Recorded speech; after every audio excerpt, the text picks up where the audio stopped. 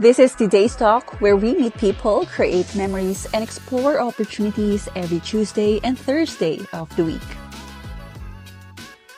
Should you become an international student in Australia, what course do you plan to pursue and why? Pang Miss Universe!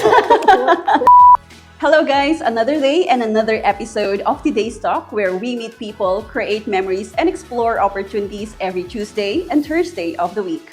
After featuring our partner school from the vocational education and training sector, now we will move on to the higher education sector. And today, I am very happy to have this opportunity to speak with our partner representative from one of the high-ranking universities in Melbourne, Australia. So without further ado, I'd like to officially welcome our guests from Victoria University. So there, as I've mentioned earlier, we have our guest from Victoria University. Hi everyone, I'm Kathleen Corpuz. I am the in-country manager of Victoria University, Melbourne, Australia. Ayan. Sobrang kalmado ni Miss Kath. Isa siya sa reps na sobrang kalmado pag kinakausap.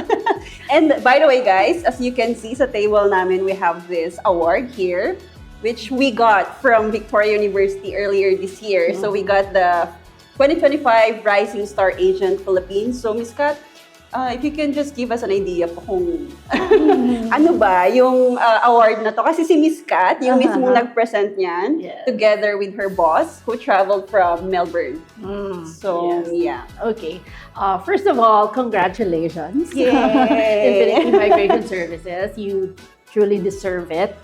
You are our 2025 Rising Star Agent for the Philippines. Actually, it was Natalie and I who decided to give you this award. We really noticed the numbers of Infinity Migration Services as compared to the other agents, and we really we felt that we really needed to give this award to you. So yeah. Thank you so much, VU. All right, so speaking of VU, I'd like to know more, Ms. Kat, or if you can provide them an overview of Victoria University because there are plenty of campuses of VU. So ano ba yung pinopromote natin na VU? All right, so Ms. Mika mentioned about the campuses of Victoria University. Now, I only mentioned Victoria University in Melbourne because that's what I'm representing. But also, please be informed that Victoria University has also campuses in Sydney and Brisbane. Although I do not represent them, but still, they are Victoria University campuses. Now, I would like to highlight Victoria University in Melbourne. We have 6 campuses. We have the City Campus, okay? That's our newest and the tallest building educational structure in the whole of Melbourne. Wow. Yeah. And then our main campus is Victoria University Footscray Park. Okay, so that's our main campus. We also have Footscray Nicholson. We have St. Albans, where our health and sciences courses are done. It's because we have a hospital there. And then we also have Sunshine, where we be. Alright, ang dami niyong pagpipilian. Yes. Across Melbourne. So, saan pa kayo mag-enroll, di ba? Why not enroll in VU? Yes. So, in terms of the courses, because I understand that if it's a university, usually ang dami pong study areas. So, ano po yung common study areas na pinaperson ng mga international students, or what are those popular programs that you are promoting? Okay. Victoria University has a wide range of courses, study areas. But our most popular course here in the Philippines, courses actually, is under our health and science discipline. So it's Bachelor of Nursing, of course. Now we have a rising interest in biomedicine, usually from our senior high school students. Biomedical science, dermal science, which is really very unique, and then paramedicine. But as I have traveled around the Philippines, I noticed there's an interest as well in psychology, psychology, and then we have engineering. IT, of course, is still there because it's still an in-demand course in Australia and would still be 5 to 10 years from now. Also, we have business, of course, and the number 7 in the world, okay, our sports science. Wow. Yeah. Okay, but again, I'd like to mention that we offer undergraduate and postgraduate courses, as well as PhD and research. Alright, so ang dami nun for you to Yeah. memorize, guys. So if you would like to know more later on, Infinity is here, and also Miss Kath is a local representative, which means she's based in the Philippines. Yes. So anytime siguro na they would like to contact you, Miss Kath, that will be possible, no? Yes. So yes, I am very interested about one unique aspect of the program offered by VU, which is the block model. yes. So, hindi yan common Yes. across the universities in Australia. And even in the Philippines, we are not familiar with that because that doesn't work here, usually. So, ano po yung block model, Miss Kath? The origin of that is actually my boss. He was the one who initiated this VU block model. His Monty Singh, our chief international officer. The concept of VU block model is to really help the students to be really focused on their course or their subject and be flexible as well. Okay. I think VU lang yung may VU block model among the universities in Australia. Maybe there are some institutions who do this as well. But VU block model is it's actually 5 years na. Okay, it has been done in Victoria University for 5 years now, and we really see the success, okay, of this method. What is this ba? Okay, the students will study 1 to 2 subjects at a time. So it just means na they will study one subject in 1 month. Okay, for the whole month, they only focus on one subject. So it means that their final assessments, or if there are tests or exams, are not taken all together. Okay, so the students won't be confused or like, you know, Overwhelmed. so they have the flexibility to do other stuff, no? So it means na hindi nawawala yung kanilang social life. So they can focus on their studies and they can do other stuff like their part-time job, because international students have part-time job work rights. Okay? And also, after a month kasi, they will get their results right away, no? They have their grades right away. So it lessens their anxiety na parang, uy, pasado ba ako dun sa subject or something like that. So it's, you know, when they pass or when they get the results and they pass that subject, it gives them, you know, more inspiration and parang more motivation for them to do really well. And because we have a lot of activities, they can do that as well on the side. So it's not na parang they're very yun mo yun, parang Wala silang time for themselves. Especially kasi kapag uni, usually ang thinking natin is sobrang loaded natin sa academic aspects. Exactly. But it's not the case for me. Yes, so they're not stressed at all, diba? Their time is very manageable. So, speaking of like the support, all these things na you can provide students, because of course, Miss Kath, going abroad, syempre, hindi naman siya like an easy decision to make, especially dun sa mga nagpa-person ng mga undergraduate programs natin. We're talking about the K-12 students, yung mga very young pa. So, ano po yung mga usual na student support services offered by VU? Okay. We have an accommodation partner. That's the first one, because we have a lot of inquiries from parents, no? Usually from the senior high students, because of course the parents would want their students to be safe. We have accommodation partner, which is Unilodge. There are a lot of Unilodge dormitories, parang ganon, around Melbourne. We have Unilodge dormitories beside or in front of each of our campus in Melbourne. Okay, that's one. And then we also have our student services, no, in Victoria University, who is always there to lend a helping hand to our students, especially the current ones and the new students. In fact, last week, 2 weeks ago ba? Last week, we had two na parang late students because, visa decisions, we had late commencement. And of course, they missed the pre-departure briefing, and then they missed the orientation as well, because orientation is usually done 3 days before the start date of classes. So they missed that. But then my boss, Natalie, personally met them, the student and the parent who was there. She personally met them and toured them and helped them with enrolling their subjects and explaining why, the reason why they are late. So the assistance is really superb in Victoria University. So, another interesting question, of course, especially sa mga Filipinos, Miss Kath, is about scholarships.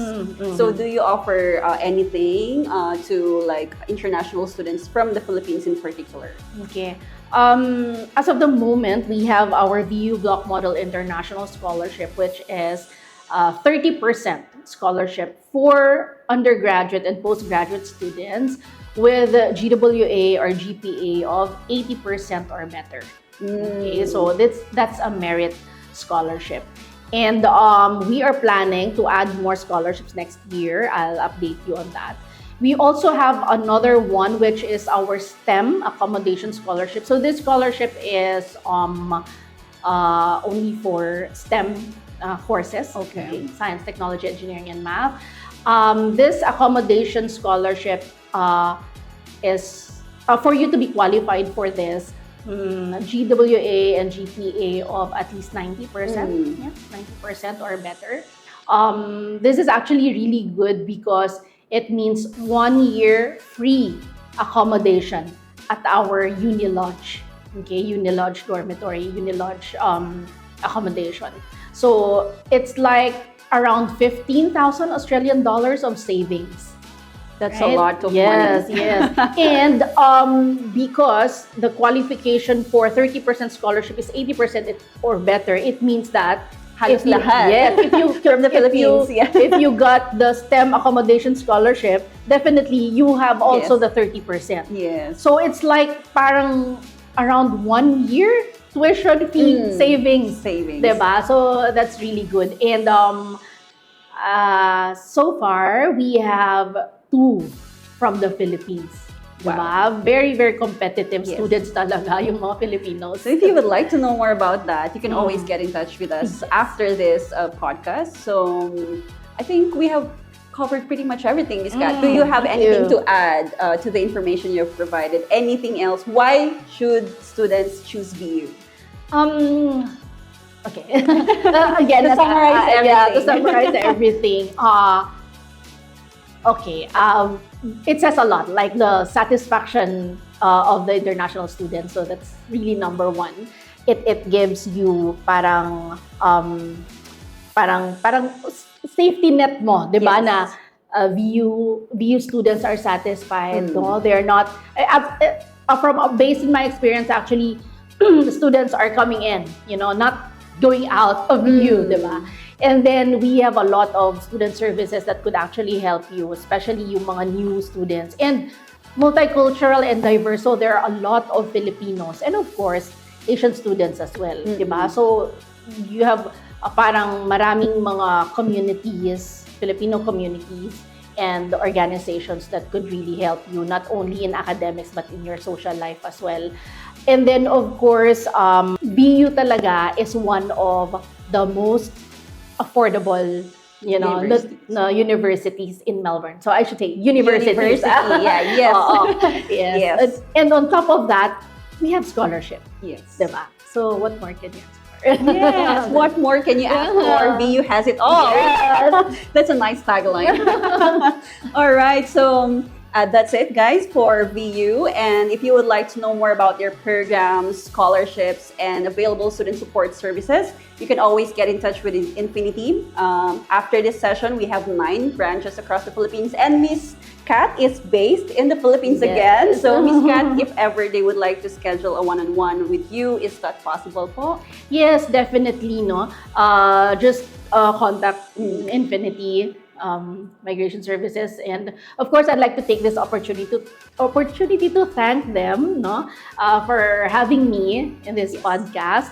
At least I have a venue, to really show what Victoria University is.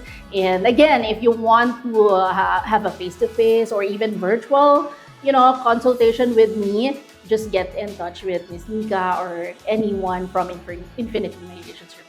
Yes, so just get in touch with Infinity and we will be sure to connect you with Miss Kath or the right person na makakapag-address ng inquiry nyo. Yes. Alrighty, always a pleasure connecting with you, Miss Kath, but that's not the end of the session because we still have our tea time. So, alrighty, so of course, hindi natin palalagpasin ang session na to without the tea time with Miss Kath. So what you will do, Miss Kath, is just pick one and then we will open it and see what we have for you. Okay, Alright, let's so start. So first question, should you become an international student in Australia, what course do you plan to pursue and why? Pang Miss Universe!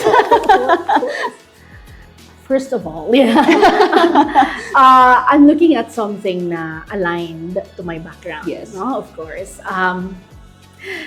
Because my courses back in college is like sobrang layo, no? Sa current job ko ngayon.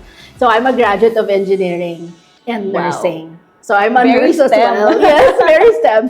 And I don't have any background, no? Work experience at all dun sa dalawa. So, maybe, so parang ang cliche, no? But I'd like to pursue nursing.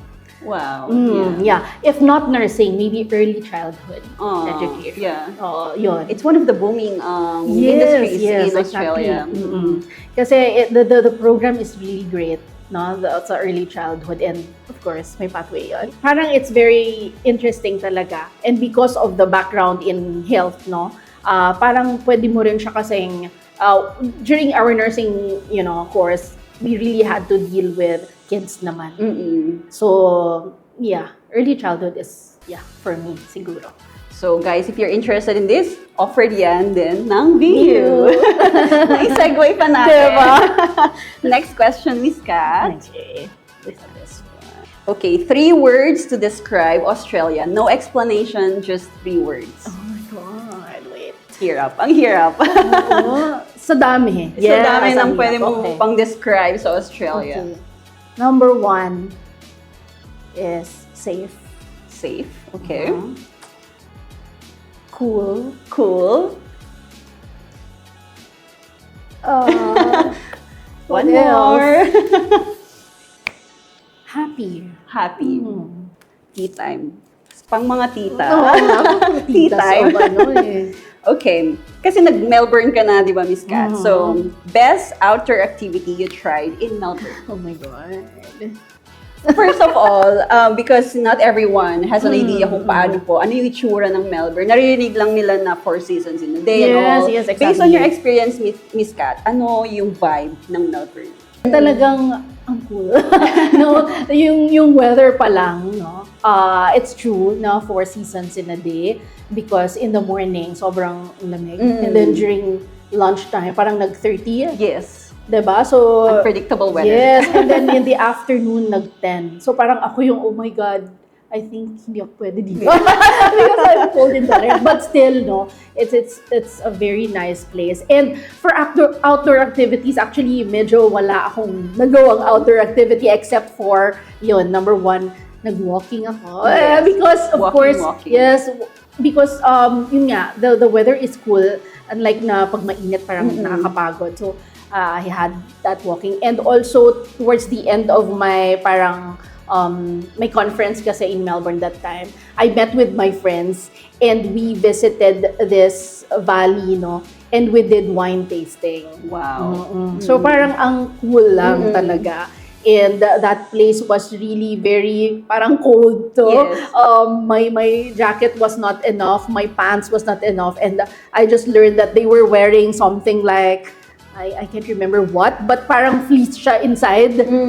So, kulang ako sa ganon. But still, right? So, yun yung I think na-remember ko talaga. It was really nice. Yeah. It's really good to walk around Melbourne because mafe-feel mo na, my gosh, this is like a very touristy place. Exactly. There's a lot of people na you can meet. And even yung mga kababayans natin na Miss Kat, they're everywhere. Yes, like, you will only think na Australia does not have like a lot of Filipinos, but ang dami nila. Ang dami. Promise. Parang like anywhere, parang when you ask questions, parang when you ask for directions, parang may magsasabi na, Pinoy ka. So parang kasi Tagalog na lang tayo. Something like that. Which is really very, parang ang sarap nung feeling na familiar and all. Even in a strange place. Pero yung familiarity, I love diba? that. The feeling of familiar in a strange place. So Australia can offer that for you guys. Yeah. So next question is Kat. What can you say about the international education industry? Well, first of all, I've been in this industry for such a long time na. No? Yes. And we're still thriving. Yes. Even with all the changes, the challenges, no? We're still here. International education industry is still really very big because it's education. It's education. And having an international education is really parang it has a lot of benefits kasi the courses that you finish in Australia is recognized worldwide no, it's not that okay you finish this and then that's it. No, it's recognized worldwide. And of course it's not only the education but the experience as well. The experience in studying abroad. So parang the parents nowadays, I'm so glad that the parents nowadays are very open to it. So parang they encourage their kids, even how parang senior high school, they encourage them. So I can say that international education industry will still be here for a long time kasi talagang this is needed, especially for the generation now. They have a lot of big dreams and everything, and they're not parang closeted lang here in the Philippines at the moment. VU is still here. Yes. And Infinity is still here. Yes, so exactly. It says a lot about the industry. Yeah, we've for been a long partners time. Parang chinek ko for mga 11 years tagal na. Tagal na. So you can really expect, guys, na we know what advice to give you when it comes to the programs na pwede sa inyo for VU. And also, the good thing about Infinity is also we have our CEO. He is a migration agent. Yeah, that's why it's safe to talk about that because Infinity as well. Mr. Michael Lindsay is a migration agent. Yeah. Okay. Favorite tourist spot that you visited in Melbourne and why? Yung hindi ko matandaan yung name ng pinuntahan namin. But I should say, napaka-iconic talaga nung building ni Victoria University. Oh! Promise. Babalik pa din tayo sa VU. Si Monty nga is really boasting that yung Victoria University building in Melbourne is the tallest. In the whole of Melbourne educational structure. Talagang kitang-kita mo siya, especially in the CBD when you parang roam around. Parang even sa mga trains nila and sa trams, makikita mo talaga yung Victoria University kasi ang taas-taas niya. And hindi lang kasi Victoria University ang nasa building na yon. We also have a lot of companies there like Cisco, KPMG, who also have their offices there. And aside from that, actually, in the city campus, across that tall building is the College of Law, where the structure naman is like ancient structure. Okay, so the whole campus of Victoria University in the city is one iconic, parang tourist spot for me na talaga.